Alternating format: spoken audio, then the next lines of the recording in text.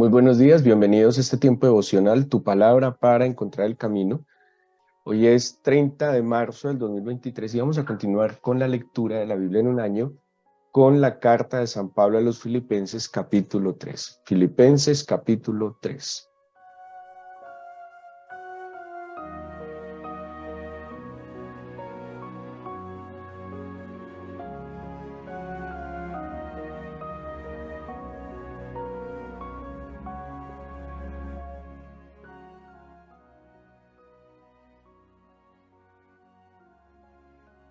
Llegamos a un capítulo muy especial, muy particular. Hemos hablado de la carta del gozo, de la carta del amigo a los amigos, donde con toda cercanía Pablo les está exhortando, les está llamando a una vida que él mismo había aprendido a llevar, la necesidad de caminar de la mano de Jesucristo.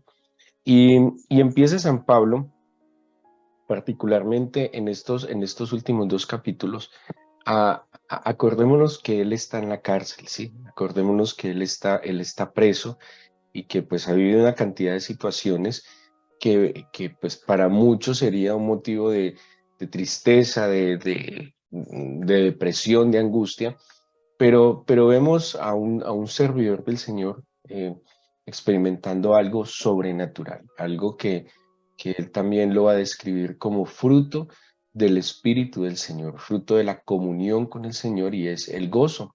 Y el gozo, como en algún momento vimos, de la palabra griega charis, que tiene que ver con el reconocimiento de la gracia del Señor, de la conciencia de la gracia del Señor. Es muy importante porque en medio de cualquier situación que él pudiera estar viviendo, cuando yo soy consciente de la gracia del Señor, no voy a atribuir despropósito alguno en cualquier situación que yo esté pasando, sino que por el contrario, tengo claridad de que lo que soy, lo que tengo, lo que hago, proviene del Señor, es por el Señor, es para el Señor. Y que, y que aunque parezcan situaciones no muy agradables, como yo soy consciente de que soy el fruto de la gracia de mi Señor, de que sin merecerlo, Él puso su mirada en mí, de que sin merecerlo, Él envió a su único Hijo para que muriera por mí, de que sin merecerlo, nuestro Señor Jesucristo obedeció hasta ir a la cruz. Pues cuando yo veo semejante padecimiento injusto, porque no lo merecía, porque quien debió haber pagado ese precio fui yo, quien pues ha pecado, quien se ha ido en contra de la ley de la instrucción divina. Cuando yo entiendo esa gracia y que fuera de eso, de que me salvó, fuera de que me escogió, de que me perdonó, aún en esta vida me concede el privilegio de conocerle, de caminar de su mano, de ser bendecido, de ser instruido. Cuando yo soy consciente de esa gracia, ahí es donde experimento esa alegría, ¿sí? Esa alegría en medio de cualquier situación, ¿sí? Y eso es lo que describe San Pablo como el gozo. Y le dice a los filipenses, iniciando el capítulo 3, por lo demás, hermanos, gozaos en el Señor, ¿sí? Él entendía que esa conciencia de la gracia divina les permitía sobreponerse a cualquier situación inherente a este mundo. El mismo Señor Jesús lo advertía: en este mundo tendréis aflicción. La interacción con el mundo va a traer aflicción. La interacción con el mundo nos va a hacer ver injusticias, nos va a hacer ver, o más bien experimentar dolor, sufrimiento, necesidades. La interacción con este mundo nos hace creer que nos faltan muchísimas cosas, ¿sí? Porque el mundo constantemente está promoviendo el tener y el hacer, ¿sí? Pero el mundo, y el tener y el hacer es lo que determina en este mundo el ser. Pero cuando yo entiendo lo que soy, soy hijo suyo, soy redimido por su sangre, soy, además de que soy creación, soy hijo del Señor. Y en muchos casos, además tenemos ese privilegio de ser servidores del Señor. Entonces, ¿qué les dice Pablo? Por lo demás, gozaos en el Señor, sean conscientes de esa gracia divina. No olviden que de todo lo que el Señor ha hecho por amor a nosotros, de todo lo que el Señor hace constantemente por amor a nosotros. Dice el libro de Isaías, Él ha dado naciones o dará naciones, dará hombres por nosotros. ¿Cuántas personas en el mundo el Señor ha dispuesto para bendecirnos? Así que cuando yo soy consciente de esa gracia, voy a experimentar esa alegría que va más allá de las circunstancias. Luego Pablo les va a hacer una advertencia sobre lo que hace un maestro, y eso se ve en la pedagogía judía. El maestro judío repetía mucho, ¿sí? Una de las formas de transmitir la enseñanza era a través de la repetición, ¿sí? La repetición, la memorización, la ilustración, pero particularmente la memoria. El Señor en el Antiguo Testamento exhorta la memoria, ¿sí? Cuando le dice, por ejemplo, a Josué, que hagas conforme a todo lo que está escrito, que medites de día y de noche.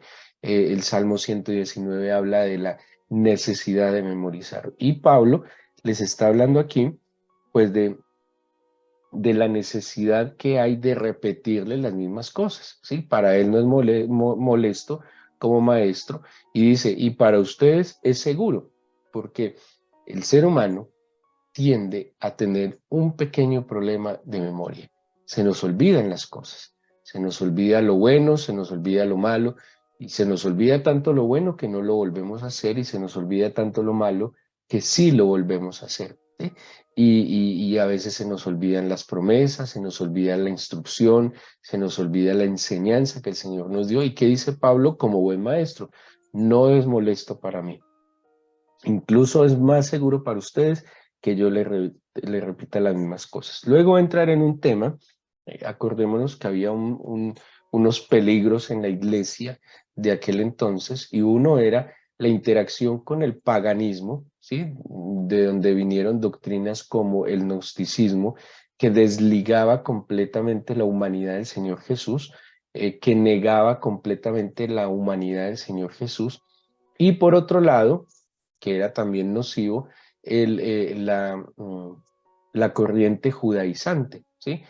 Como había algunos judíos que se habían convertido al cristianismo, pues muchos de estos judíos, desconociendo la gracia, desconociendo la obra del Señor Jesús, no entendiendo tal vez ese, podríamos decir, esa nueva aplicación, o más bien esa nueva vida que él concedía, en que él cumplió cabalmente la ley, pues estos judaizantes obligaban a que los cristianos se tenían que circuncidar, pues para poder disfrutar del pacto, ¿sí?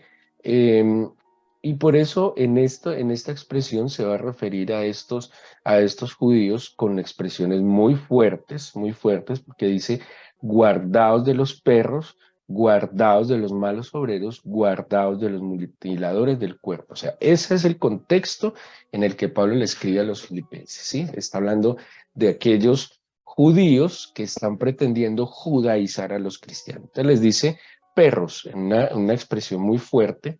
En el Antiguo Testamento y en el mismo Nuevo Testamento, el perro es un animal de muy baja condición, no es como hoy, pues, que es una mascota, que es un animal cercano, que es, en muchos casos es considerado como parte de la familia, como un animal de compañía. No, en aquel entonces era un animal bastante desagradable, ¿sí? Era un animal que andaba en bandas, bueno, mentiras, hoy en día también uno ve perros como en bandolas en la calle, que están detrás de la basura, de las canecas, buscando comer, ¿sí? Un poco carroñero. Y, y en aquel entonces eran agresivos, entonces estaban en bandolas, eran agresivos con la gente, eran sucios, mantenían sucios, contaminados, no distinguían lo que era limpio, bueno, vivo, muerto, lo que fuera. De hecho, cuando aparece el perro en el Antiguo Testamento, es casi una condición muy baja. Y dice Pablo en una expresión muy fuerte, guardaos de los perros, que representa la impureza, la agresividad, representa lo más bajo que pudiera haber en la sociedad. Pero dice también de los malos obreros, aquellos que apartaban al creyente del camino. Un mal obrero no solo no hace bien su trabajo, sino que dificulta la labor de otros. No solo no avanza, sino que dificulta el avance de los otros. ¿Sí? Un mal obrero afecta la obra, afecta el trabajo. Y por último, cuando habla de los mutiladores, habla de aquellos que promovían la circuncisión como una condición sine qua non para acceder a la gracia divina. ¿Sí? Entonces, Pablo en expresiones muy fuertes advierte de esto. Pero eso es en aquel entonces. Ahora, hoy habrá quien pueda representar esos perros en las comunidades. Hoy habrá quien pueda representar esos malos obreros. Hoy habrá quien represente esos mutiladores. Cuando hablamos de mutiladores, Pablo pues utiliza la expresión por aquellos que están promoviendo circuncidar el cuerpo. Eso también lo toca en Gálatas. Era como cortar parte de su cuerpo, mutilar. Pero si nosotros trajéramos esto hoy, nosotros también debemos guardarnos en nuestras comunidades de personas con estas características, ¿sí? Personas que andan en impureza. En las iglesias hay de todo. ¿Sí? En las iglesias no todo el que va a una iglesia es puro, santo, o por lo menos no procura la santidad y la pureza. ¿Sí? Hay muchas personas que van a una iglesia, pero tienen una vida disoluta, desordenada y no lo disimulan. ¿Sí? Hay personas que pueden ir a una iglesia un domingo y toda la semana están viviendo completamente bajo lo que le indica el mundo y lo que le indican sus propios deseos. Hay personas que van a una iglesia y están pues buscando oportunidades. Hay personas que van a una iglesia porque están buscando un mercado para su negocio. ¿Sí? Porque como la mayoría de los cristianos tienden a ser honestos, buenas pagas, hay personas que están en la iglesia porque les es conveniente, porque encontró un buen mercado para lo que hace.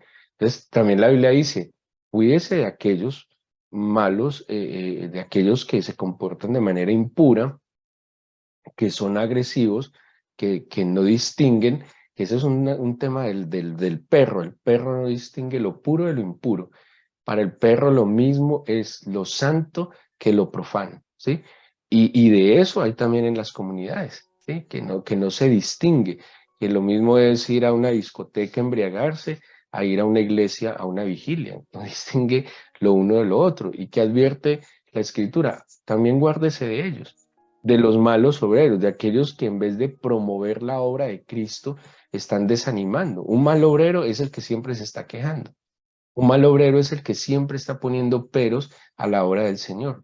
Un mal obrero es el que nunca le parece nada. ¿Sí? Nunca, nunca, nunca le parece nada de lo que el Señor o sus obreros están haciendo. Dice, guárdese de los malos obreros que generan desánimo, que generan desaliento en la obra del Señor. La obra del Señor no es fácil. ¿Sí? La obra del Señor no es tan sencilla. Ni de Él en nosotros, ni a través de nosotros es muy sencilla. Pero dice Pablo, guardémonos también de aquellos que están desanimando el crecimiento de la obra del Señor. ¿Y quiénes son los mutiladores en este tiempo? Pues los que generan divisiones, ¿sí? A través del chisme, de la murmuración. Lastimosamente eso pasa en las iglesias también. Hay murmuración, hay chismes, hay comentarios, hay cosas que generan división, ¿sí? Está bien y es normal que en todo grupo social haya identidad con ciertas personas más que con otras. Eso es normal, eso no está, eso hace parte del ser humano. Pero no está bien en una comunidad cuando se empiezan a generar algunos círculos que excluyen a los demás, ¿sí? Como grupitos especiales y empiezan a promover cosas que no van de acuerdo y de la mano de la santidad y de lo que glorifica al Señor, ¿sí? Y grupos que tratan como eh, de excluir a otros. Eso de ninguna manera es bueno. Todo lo que divide el cuerpo es mutilación. La Biblia dice que la iglesia es el cuerpo de Cristo. Así que todo aquel o aquello que promueva la división en contra de la unidad, pues representa en este tiempo aquellos mutiladores. Luego Pablo va a hacer y se va a poner como ejemplo de lo que nos explicó en el capítulo 2 acerca del sentir del Señor Jesús. Y dice que en el Señor Jesús hubo un sentir que siendo igual a Dios, no estimó esto como cosa que aferrarse, y dos, que él se había despojado de sí mismo, de toda su deidad. Y Pablo nos presenta su vida como un ejemplo de ello, ¿sí? Como reconociendo de todo lo que él era, de todo lo que él tenía, pero también cómo se despoja. Y esta expresión y lo que viene es bien especial, y se los voy a leer tal cual para que le prestemos mucha atención. Dice el versículo 4: aunque yo tengo también de qué confiar en la carne, si alguno piensa que tiene de qué confiar en la carne, yo más. O sea, aquí Pablo nos va a decir quién soy yo, ¿sí? ¿Qué tenía yo? ¿Qué hacía yo? Y dice así: yo tendría de qué confiar en la carne. Versículo 5: circuncidado al octavo día, tal cual como la ley mosaica lo había establecido, que todo varón debía ser circuncidado al octavo día, del linaje de Israel, de la tribu de Benjamín, hebreo de hebreos en cuanto a la ley, fariseo. Entonces, aquí Pablo se identifica. Uno, que había sido desde niño cumplidor de la ley mosaica. Dos, que era netamente un judío, dice, hebreo de hebreos, ¿sí? Incluso se identifica, digámoslo así, teológica o doctrinalmente con voy a decirlo, con la secta de los fariseos. Los fariseos, a diferencia de lo que muchas veces hemos pensado, los fariseos representaban en la sociedad israelita un segmento de los religiosos que tendían a la pureza y a la rectitud, ¿sí? Ellos eran los que promovían la santidad, los que promovían la rectitud, el cumplimiento de la ley. De hecho, tenía que ver con estar apartados y purificados. O sea que ser fariseo gozaba de cierto prestigio en la sociedad porque se estimaban como aquellos que procuraban vivir una vida agradable a Dios, ¿sí? A diferencia de los saduceos, que eran la élite de la parte religiosa, u otros grupos que tenían otras prácticas. Los fariseos era como el segmento que mejores prácticas religiosas tenía. Pablo está diciendo: yo era fariseo.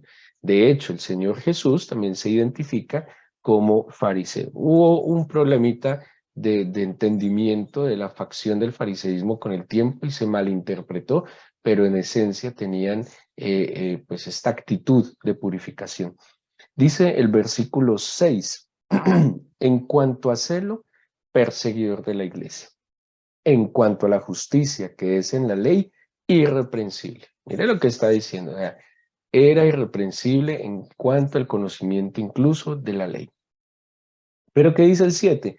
Pero cuantas cosas eran para mí ganancia, las he estimado como pérdida por amor de Cristo. Y ciertamente aún estimo todas las cosas como pérdida por la excelencia del conocimiento de Cristo Jesús, mi Señor, por amor del cual lo he perdido todo y lo tengo por basura para ganar a Cristo y ser hallado en él, no teniendo mi propia justicia, que es por la ley, sino la que es por la fe de Cristo, la justicia que es de Dios por la fe. Espectacular. Lo que les dije, todo esto que yo era, fariseo de fariseos, hebreo de hebreos, celoso, cumplidor de la ley, irreprensible, todo esto yo lo estimo como pérdida. O sea, ni siquiera lo que yo haya hecho que haya agradado al Señor lo valoro, porque prefiero dejar todo atrás por ganar a Cristo, por conocerlo, por disfrutarlo, por estar con Él. Lo que dice la Biblia, cuando el Señor hizo aquel llamado cuando iba camino a Jerusalén: seguidme. Y dice: todo aquel que me sigue, aquel que empuña el arado no puede mirar atrás. Si no podemos simplemente decir: sí, yo te voy a servir cuando me pensione, cuando deje de trabajar, cuando sea millonario, cuando no tenga deudas. No, nunca le va a servir al Señor. No hay una condición perfecta para servirle al Señor. La condición perfecta es la decisión que yo tome cada día de entregarle mi corazón y de valorarlo más a Él, a todo lo que este mundo me haya ofrecido. Eso está haciendo Pablo: te valoro más a ti, a lo que el mundo me ofreció. Te valoro más a ti, a lo que pude haber logrado con mi esfuerzo y con mis disciplinas. Valoro más lo que pueda aprender y conocer de ti todo el conocimiento que el mundo me está ofreciendo. Porque preguntémonos, no sé si se ha preguntado en algún momento de su vida, cuando usted vaya a la eternidad, a veces tantas cosas que estudiamos y desgastamos la cabeza nos servirán en la eternidad. Y vamos a llegar a la eternidad completamente ignorantes del Señor, de sus planes, de sus propósitos, de lo que Él tenía para nosotros. Pablo entonces nos enseña, siguiendo el ejemplo del Señor Jesús, cómo Él, valorando, ¿sí? Primero lo que Él era, pero valorando muchísimo más lo que el Señor le estaba ofreciendo. ¿Y cuál era el propósito? Dice el versículo 9, y será ya, perdón, el 10, a fin de conocerle y el poder de su resurrección y la participación de sus padecimientos, llegando a ser semejante a él en su muerte, si en alguna manera llegase a la resurrección de entre los muertos. Y lo que sigue es impresionante. No que lo haya alcanzado ya, ni que ya sea perfecto, sino que prosigo por ver si logro hacer aquello para lo cual también fui asido por Cristo Jesús. Hermanos, yo mismo no pretendo haberlo ya alcanzado, pero una cosa hago, olvidando ciertamente lo que queda atrás, extendiéndome a lo que está adelante, prosigo a la meta, al premio del supremo llamamiento de Dios, que es en Cristo Jesús. Espectacular. A Pablo dice, voy hacia adelante porque tengo una meta, porque mi victoria es Jesucristo. No voy a estimar lo que soy, tengo y hago ahora, sino que voy a valorar lo que el Señor está poniendo delante de mí. Anhelo conocerle, anhelo entender la resurrección, anhelo vivir en mí, disfrutar las marcas de su amor, anhelo vivir en Cristo. Y ahí está la razón del gozo, porque el gozo es la consecuencia lógica de aquel que camina con Cristo. Aquel que camina con Cristo siempre ve la cara amable de todas las circunstancias. Aquel que camina con Cristo siempre está reconociendo la gracia del Señor en todas las circunstancias. Aquel que camina con Cristo no le atribuye despropósito alguno a las situaciones que está viviendo. Aquel que camina con Cristo no se queja, no se lamenta. Es que es como bueno, el que se queja de su trabajo, el que se queja de su familia, el que se queja, cuando nos vivimos quejando estamos desconociendo la gracia del Señor, porque la bendición del Padre, del Hijo y del Espíritu están con nosotros. Y sabemos que aunque, como dice la Escritura, pueden caer 1000 a mi derecha, 10.000 a mi izquierda, pero a mí no me tocará, porque yo camino con Cristo. Dejémonos ceñir de su mano, dejémonos ceñir de su espíritu y vivamos cada día más en ese gozo, reconociendo en cada entrada, en cada salida, que Él hoy nos ha bendecido y nos dio este día. Y si donde usted está llovió, está haciendo frío, es una gracia del Señor. Mi abuela decía, cuando estaba lloviendo y salía el sol, no siempre salía el arco iris, pero cuando estaba lloviendo y haciendo sol, mi abuela decía, esta es la gracia del Señor. Siempre me pareció muy, muy conmovedor, porque que llueva y haga sol es como una contradicción. El sol es como para que salga, la lluvia es como para que no salga. ¿Y qué hace cuando hay sol y está lloviendo? Y mi abuela lo expresaba de una manera muy, muy inocente. Esta es la gracia del Señor. Reconocerte que todo, todo, todo es para bien. Y de esa manera vamos a vivir con una cara que muestra, que demuestra la riqueza que el Señor ha traído a nuestros corazones. Vamos a darle gracias al Señor, entreguémosle este día en oración.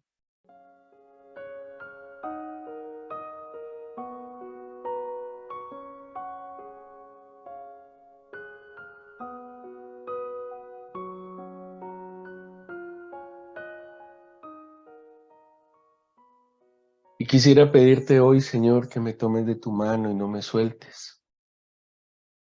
Como dice Pablo, para ti no es molesto repetirnos las mismas cosas y para nosotros es seguro.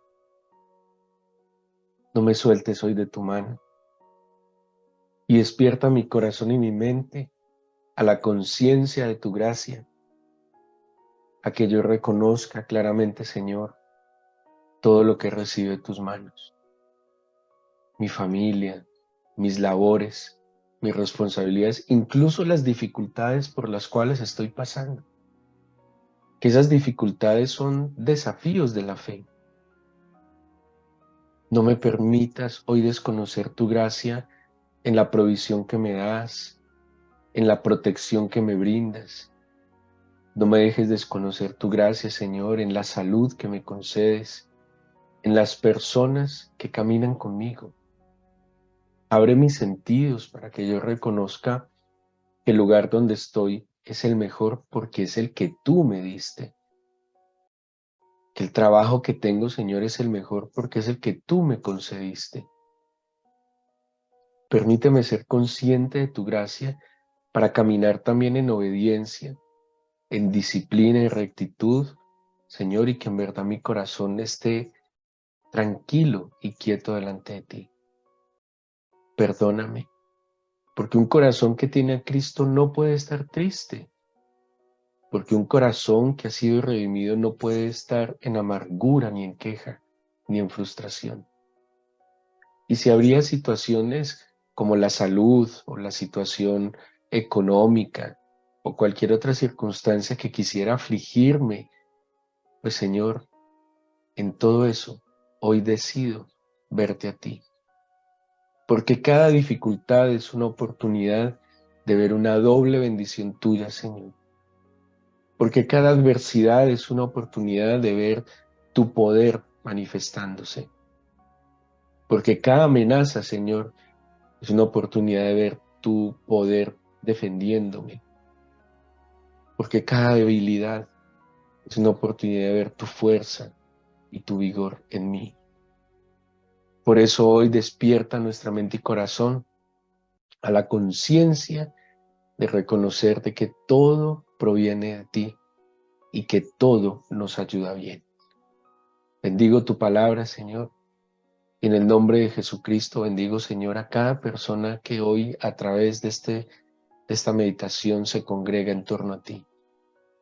Que tu palabra redunde en medio de nosotros como buena semilla. Bendícenos, guárdanos y ampáranos. Te lo pido en el nombre de Jesús. Amén.